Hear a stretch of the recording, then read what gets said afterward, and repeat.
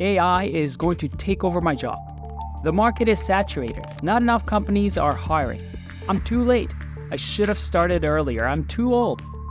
We hear excuses like these all the time. But here's the thing. These are just that, excuses. Excuses about the external environment which you have zero control over, whether they're true or not. So how can you succeed in an ever-changing world? Over the next couple of minutes, I'm going to show you how to weather the AI storm and actually come out the other end more productive, more skilled, and more competitive in the job market. I'm going to break it down into 5 parts. The 2 AI rules, the world as we know it, the warning, 4 prompts that make you better with ChatGPT, and finally, don't be a junior. Let's get started. The 2 AI rules. AI tools aren't actually going to help you like you think.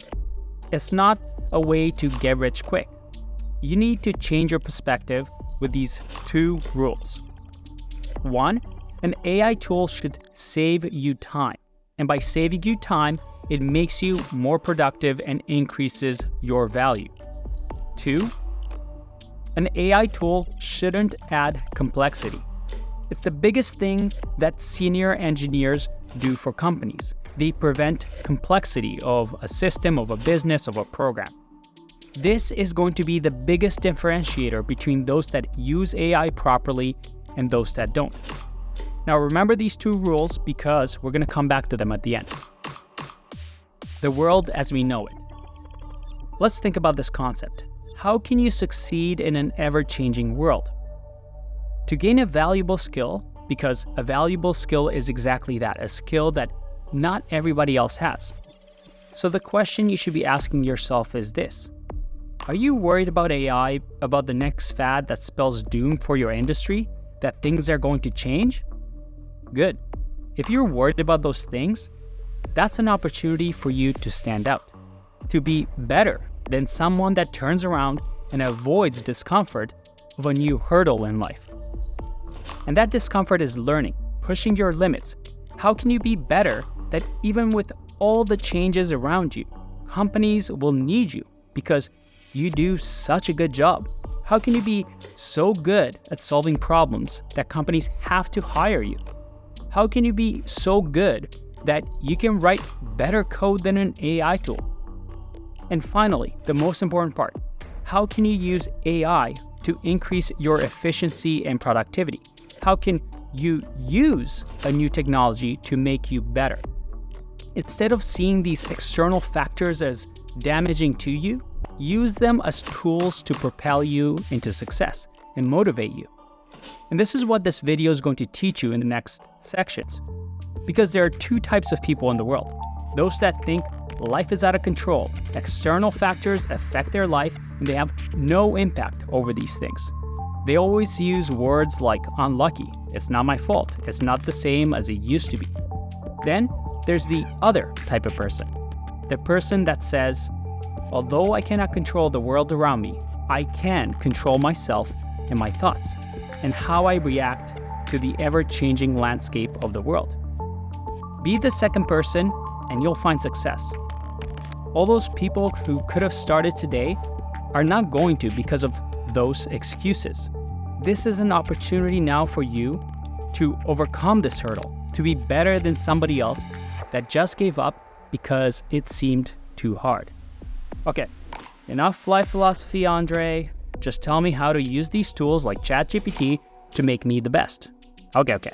I know that's why you're here, so should you be using AI tools to learn? The answer is, well, yes and no. It's complicated. I'm going to teach you how to think about these tools like ChatGPT and how to use them. I'll actually give you some examples.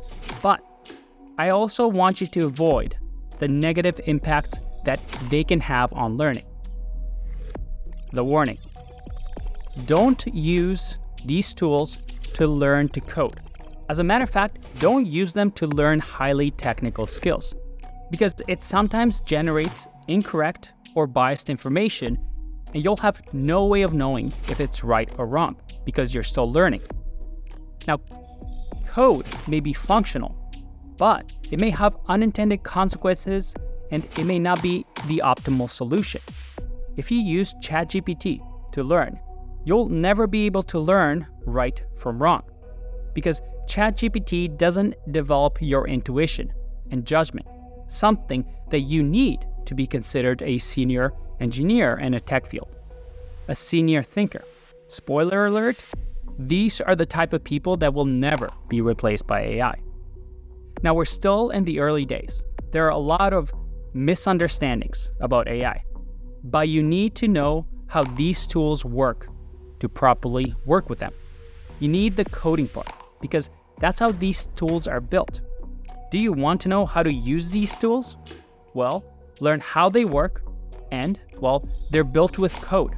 Foundational courses at ZTM like Complete Web Developer, Complete Python Developer, the Machine Learning and AI course teach you how to code from scratch and then using things like Git and GitHub, how to work with APIs, how to create deep learning models.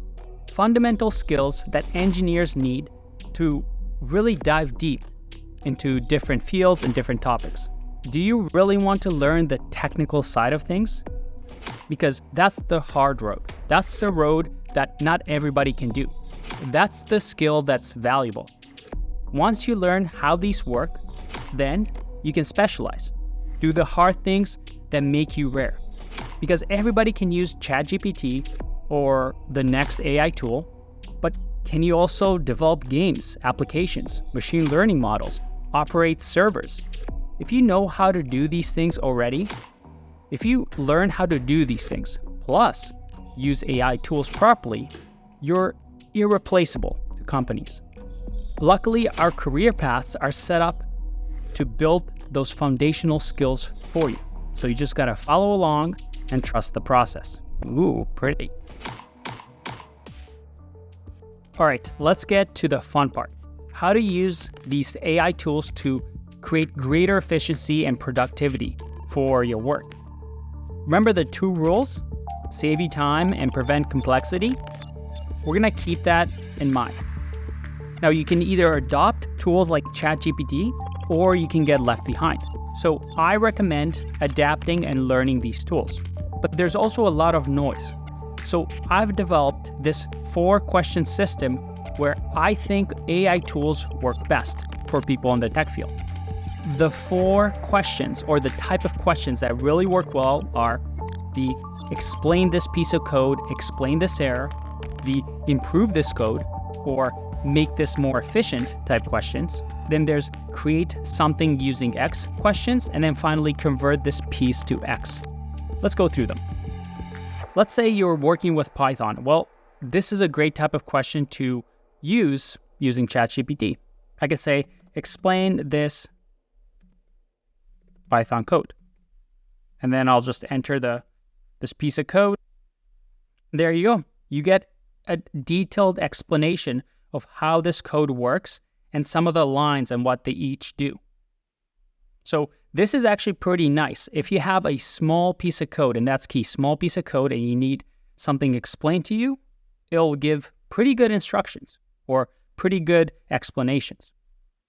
Another example, let's say you're learning Linux and you come across a command like this, and you have no idea what it means. Well, again, I can say, explain what this Linux command means.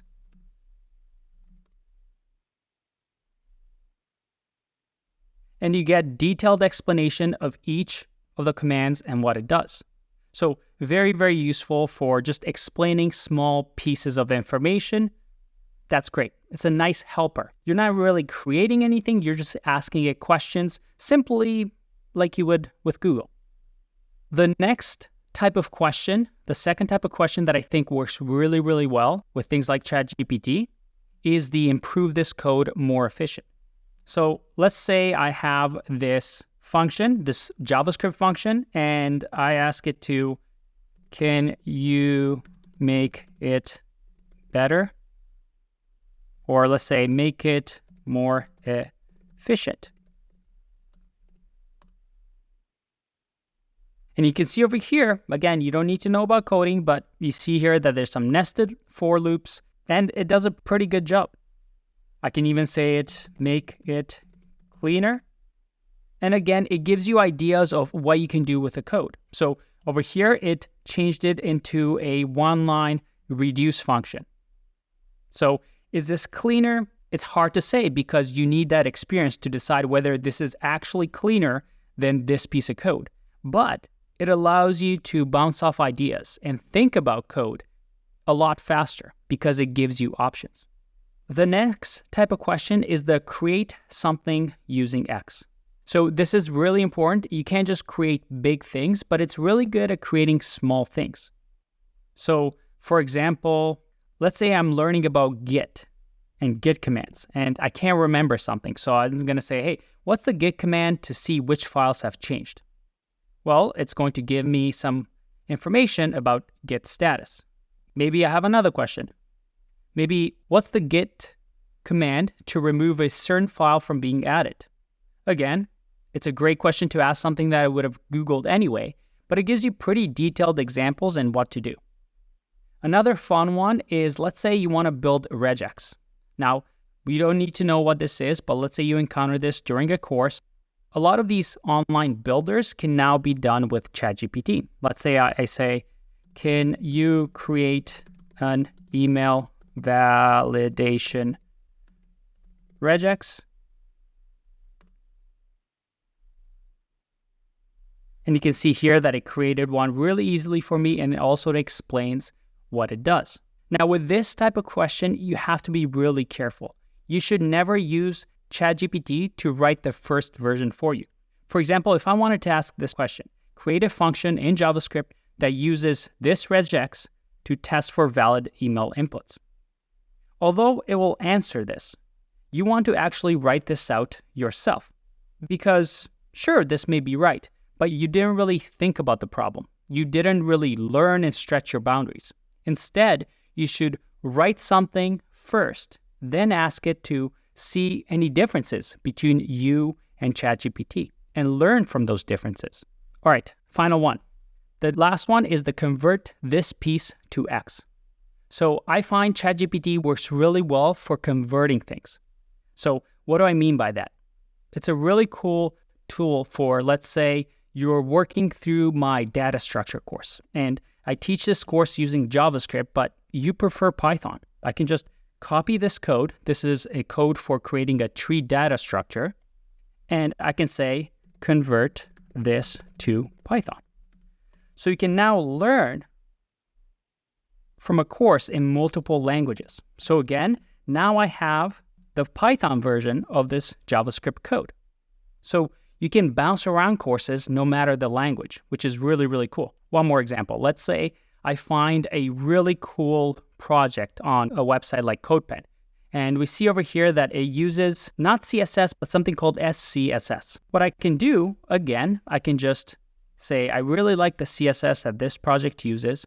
So I'm going to say, convert this SCSS into CSS. There you go. We now have the CSS version of that code. Very, very cool. By the way, SCSS, also called Sass, we don't need to worry about it. I'm just showing you all the cool things that you can do. So that's it. Those are the 4 questions that you should use ChatGPT for. As you can see, I'm never creating something more than a single line. I'm using it to explain, to experiment, and find out different answers. That's the key. The last part, don't be a junior. And this is the most important part. Now I'm going to use the web development industry as an example, but this applies to most tech industries. In the early 90s, it was really expensive to build websites because only a few people could do it. They only used CSS, HTML, and JavaScript, but people would pay thousands, tens of thousands of dollars to people to build simple websites. In the 2000s, we had tools like Wix, Shopify, and WordPress that made it even easier for people to create shops online or blogs.